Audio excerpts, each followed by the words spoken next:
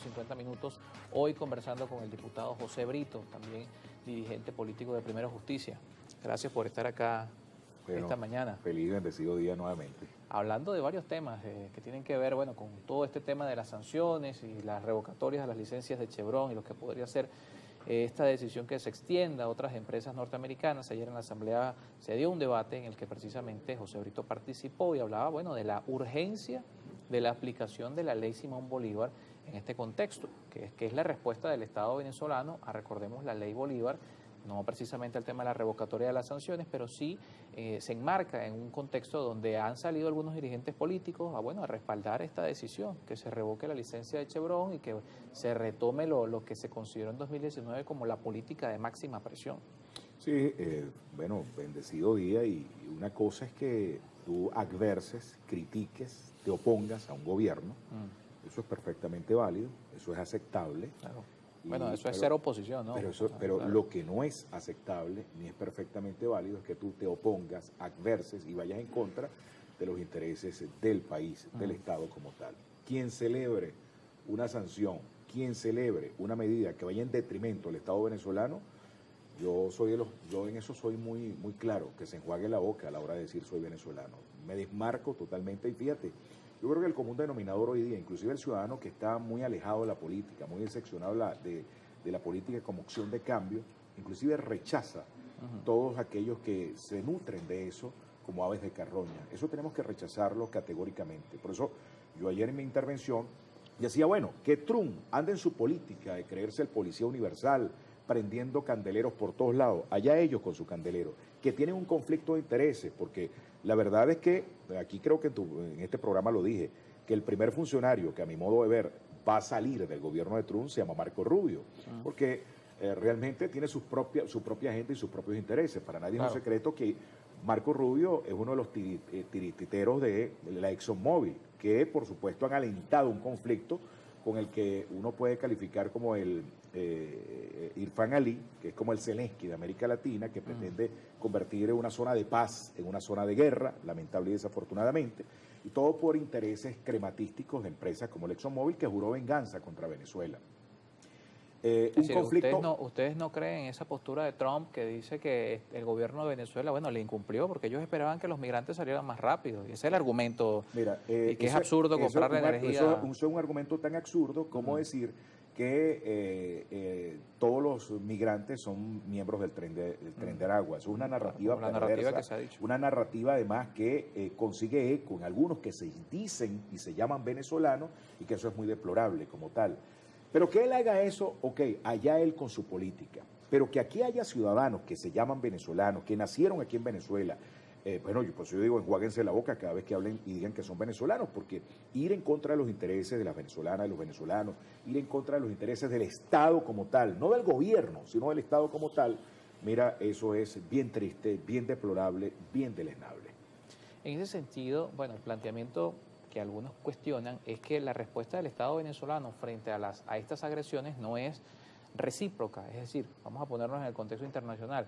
México respondió a la imposición de aranceles de Trump también con medidas similares, y quienes se han planteado esta suerte de guerra comercial que hoy existe o se puede vislumbrar en los próximos meses, bueno, responden en ese sentido. En Venezuela la respuesta es perseguir a la oposición. Pero fíjate lo siguiente, es que en el caso de México o en el caso de Canadá también, que recientemente tienen relaciones y no son sometidos a bloqueos ni a sanciones como tal, ni a medidas coercitivas unilaterales, como quiera llamársele. En el contexto de Venezuela es que, bueno, lamentable y desafortunadamente esto es un país que, ahora es cuando comienzan a verse algunos indicios de que podemos diversificar la economía, pero nuestra principal fuente de ingreso es la industria petrolera. De tal manera que la respuesta tiene que ser más producción. La respuesta tiene que ser buscar más y mejor inversión en el área petrolera, que venga dinero fresco para invertir, porque yo quiero señalar lo siguiente: aquel que se alegra, Peñalosa, de que, por ejemplo, lo que ocurra con Chevron o que aumenten las presiones vía medidas coercitivas unilaterales en materia petrolera, bueno, un barco menos que salga es menos dólares que ingresan al Banco Central de Venezuela.